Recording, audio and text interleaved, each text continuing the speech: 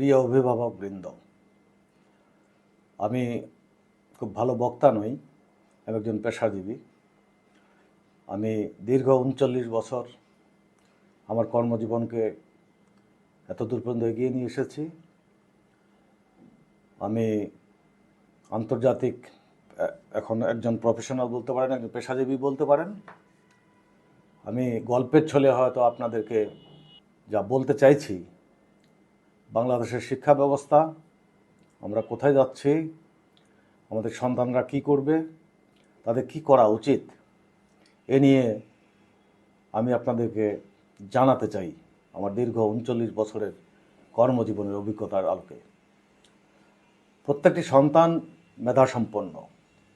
আমরা মেধা বিবেচনা না করেই বা কোনো গোল ঠিক না করেই তাদেরকে বিভিন্ন পড়াশোনা চাপিয়ে দিই বলতে গেলে।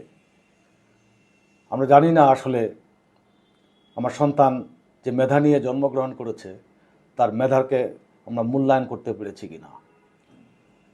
আমি শিক্ষিত, অর্ধশিক্ষিত বা অশিক্ষিত, যে ধরনেরই অভিভাবক হন না কেন, আমার এই ভিডিওটি দেখার জন্য আমি অনুরোধ করছি।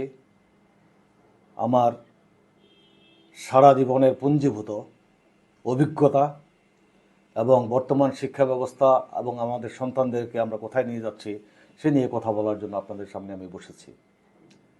আমি অত সুন্দর করে সাজিয়ে বলতে পারবো না, তবে আপনি ভিডিওটা দেখতে থাকুন, পরবর্তী এপিসোডগুলি দেখুন, কিভাবে আপনি আপনার সন্তানকে এগিয়ে নিয়ে যাবেন আমি সেটা আমার অভিজ্ঞতা থেকে আপনাকে বলতে পারি।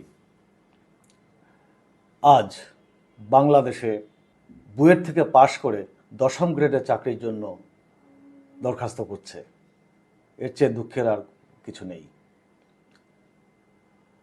বাংলাদেশের চাকরির বাজার কি, একটা সন্তান কি করবে, এ নিয়ে আমরা কি কখনো ভাবি না।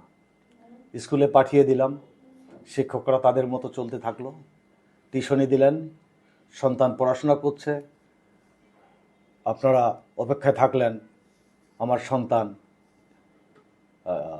A+ পাবে, গোল্ডেন প্লাস পাবে, ইত্যাদি ইত্যাদি। এই গোল্ডেন প্লাস আপনাকে কি দিচ্ছে, এই শিক্ষা ব্যবস্থা আপনাকে কি দিচ্ছে, এটাই কখনো ভেবে দেখেছেন? আমার চিন্তা থেকে আমি বলি, আমরা তো গোল্ডেন প্লাসের আমলে পড়াশোনা করি নাই। হ্যাঁ, যদি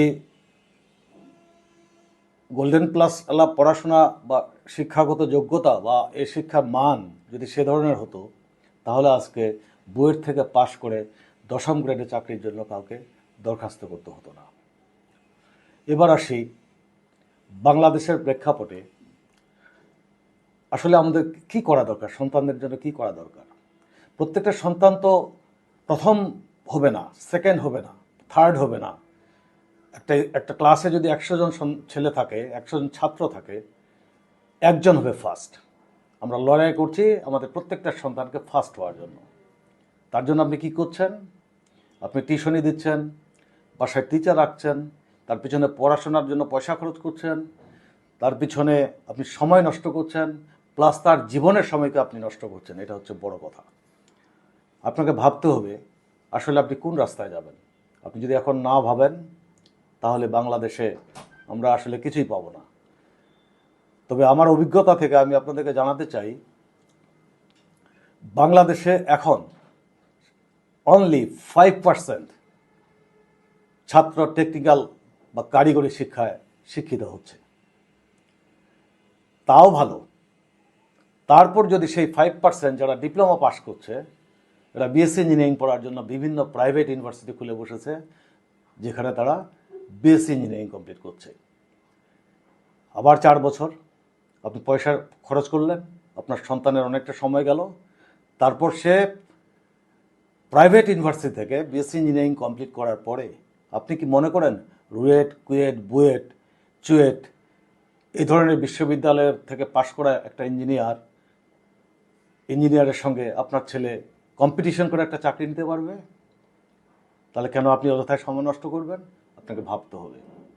আমি বলতে পারি, যদি একটা ছেলে ডিপ্লোমা পাস করে অথবা ভোকেশনালে পড়াশোনা করে, তার যদি একটা সিলেবাস ছাড়া, সিলেবাস সেই ব্রিটিশ আমলের সিলেবাস পলিটেকনিকে চলতেছে বা ভোকেশনালে চলতেছে, বাংলাদেশের শিক্ষা ব্যবস্থা, শিক্ষা মন্ত্রণালয় এই আমি আমার ছাত্র জীবন থেকে কর্মজীবনের 39 বছর দেখে আসলাম, বৈশ্বিক বাজারে যে পরিমাণ শ্রমিকের দরকার সেই শ্রমিক আমরা তৈরি করতে পারি, এবং সেই শ্রমিক আপনার সন্তানকে মাস্টার্স করানোর পরে, বিএসসি ইঞ্জিনিয়ারিং করানোর পরে এখানে যে যদি চাকরি পেয়ে থাকে, যে ধরনের একটা বেতন বা স্যালারি পাবে, সেই স্যালারিটা মোটেও খুব সুখকর নয়।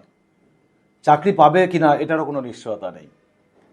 তারপর আসুন আপনি ভর্তির ব্যাপারে লক্ষ লক্ষ ছেলে যুদ্ধ করছে পাবলিক ইউনিভার্সিটিতে ভর্তি হওয়ার জন্য।